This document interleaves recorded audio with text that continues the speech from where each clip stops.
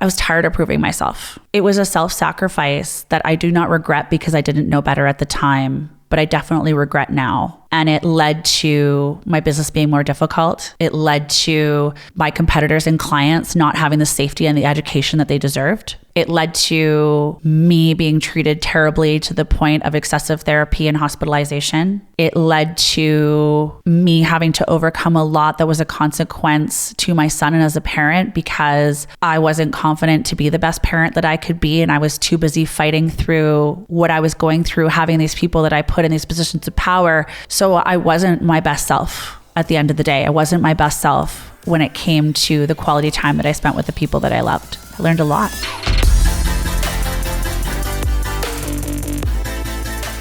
Hi, welcome back to Beyond the Black Belts. I'm Megan Cotterill, owner of 5 Elements Martial Arts in Calgary, Alberta, and the Team Canada president for the World Kickboxing and Karate Union Canada. So we're back. I'm loving this community. I'm loving the topics we're discussing. I'm loving the feedback. I'm loving the suggestions. If you're resonating with the podcast, please continue to like and share and comment and review. It's been awesome. I appreciate it. And thank you for the support. So today we're going to talk about standing on my own 2 feet, kind of what goes along with that and sort of what that means to me. I think it means something different to everybody depending on sort of what's going on in their life or what the circumstance is. For me, it's been allowing myself permission to do things on my own and to put myself out there and to be on the forefront of things or to be in a leadership position or a boss role or a coach role or even my current position as the president of Team Canada, like even that role and what has led to that and how it makes me feel and what it means to me and how the process has been sort of very interesting and daunting and beautiful and emotional and all the things in between. So I'm kind of excited to dive in and talk about it. And I'm hoping that you guys enjoy it and have some feedback for me at the end.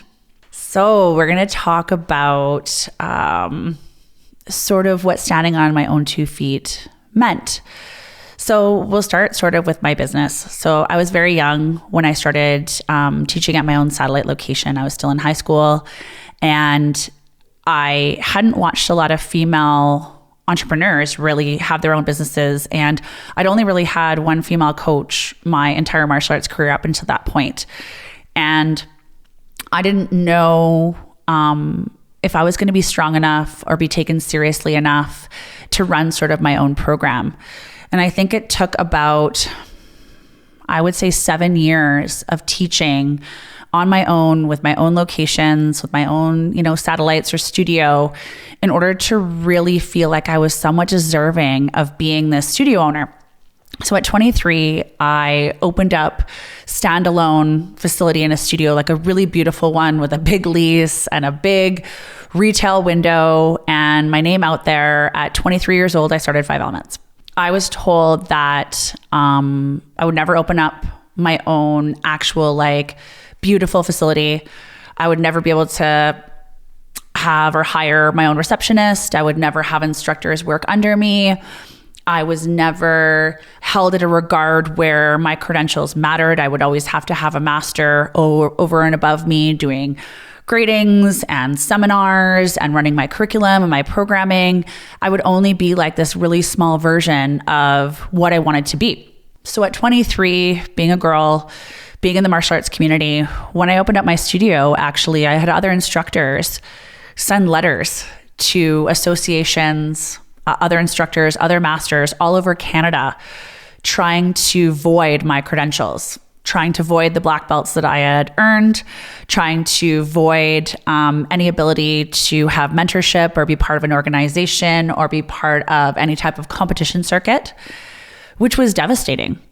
I mean, I was already trying to work on my self-esteem and feel like I deserved to be running a program and running a studio and having my own curriculum and knowing that my credentials were good enough to teach all these different students.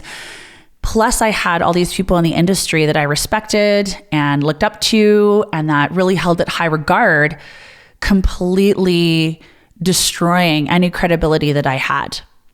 So that was sort of the first kind of really, really, really high level impactful moment where I thought, can I even stand on my own 2 feet? Can I do this on my own? Do I need to form alliances? Do I need to hire master instructors to kind of be the face of my business or the face of my programs? And what I was trying to do, like, who's going to believe me? Who's going to take me seriously?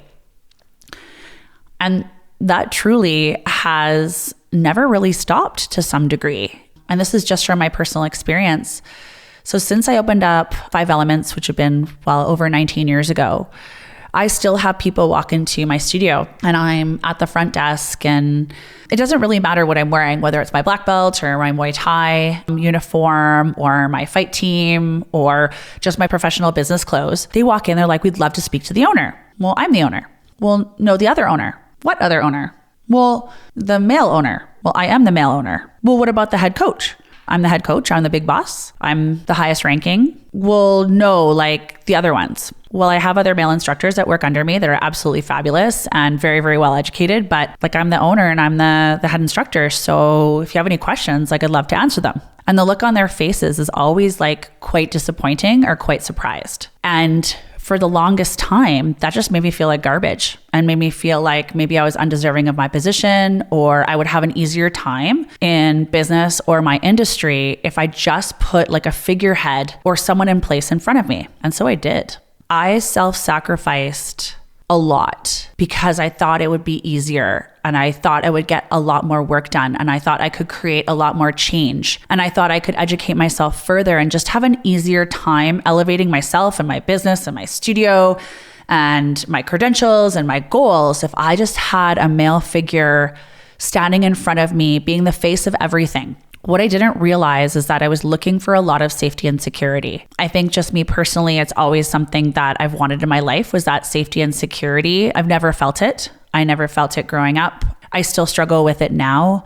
And I just thought, if I put someone else in that position, I won't ever have to worry about this again. I don't ever have to worry about not being safe. I don't have to ever worry about not feeling like my business is legitimate and what we do here is legitimate and the change that we're creating is legitimate. I don't want to be questioned anymore. I don't want there to be misconceptions. I want people to come in here and know that they're getting the best quality and the best integrity of the martial art that I'm trying to deliver because of how hard I've worked to find the best instructors and the best equipment and the best curriculum. And I fought to be the best version of what I could teach and provide and coach. But I didn't always put the right people in the right places. I put people that were incredibly misogynistic, abusive, very negative, unqualified. That was really hard because of what I hoped they would be and how they spoke and how confident they seemed. I assumed too.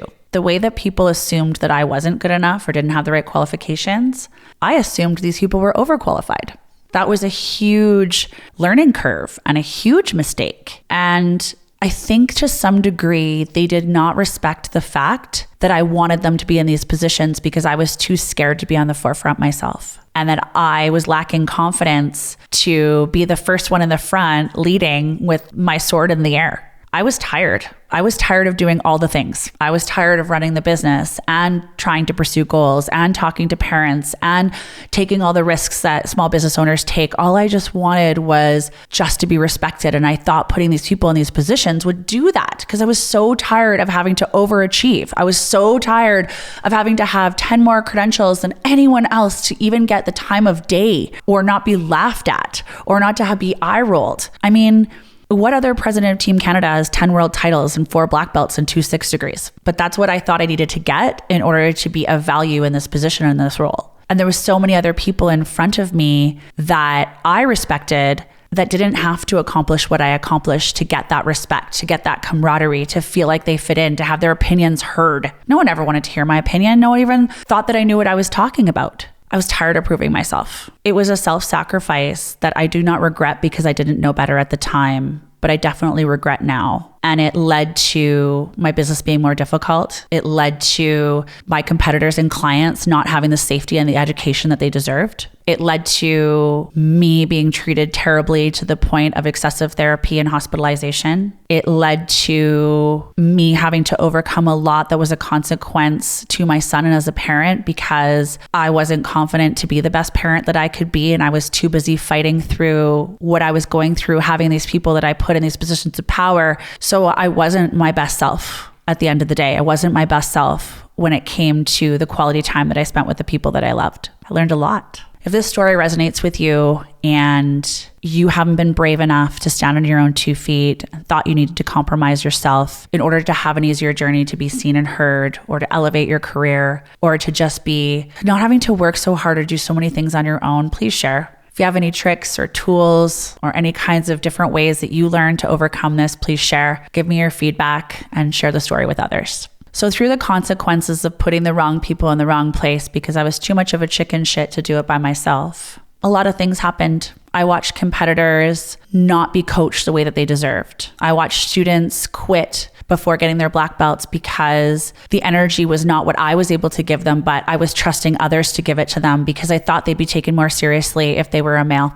I believed the credentials that they had and that they were good quality credentials because they were a man and they fit what it looked like to be a martial artist or in my industry. I allowed people to put me down. I allowed people to talk behind my back.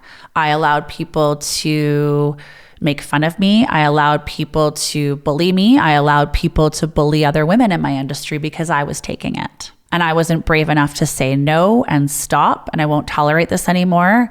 And I wasn't ready to be the leader that I really, really, really wanted to be. I was so afraid to put up with more than what I was currently being put up with, and I felt very beaten up. But then I made a choice. I was like, if not me, who? If not me, who?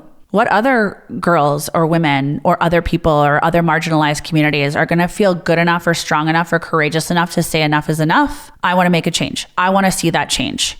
I feel like we can do better. I feel like we can give different and new opinions. I feel like we can problem solve in a different way. I feel like we can ensure more safety. I feel like we can come up with better and more creative ideas, even though they're different.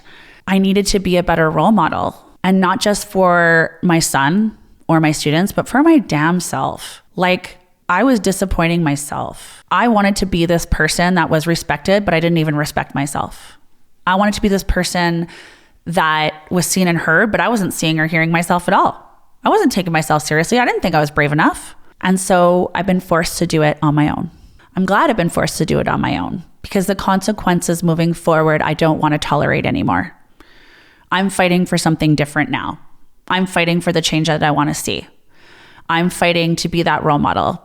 I'm fighting to be that confident person that I want my son to be in the face of adversity or challenges, or if someone puts him down, or if someone's bullying him, or if someone's not taking him seriously. I'm his mom. If I show that it's not okay for him to do that and I'm one of his role models, he's never going to stand up for himself or believe in himself or feel like he has any value to do so, or to be a leader, or to create any change, or do things differently, or stand up for things that he believes in. And so even in relationships, I've changed that dynamic. I don't want to be small anymore.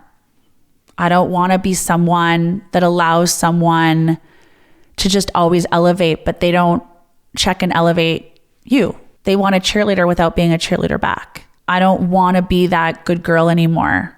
What is good girl anymore? A good girl is not someone that people pleases constantly.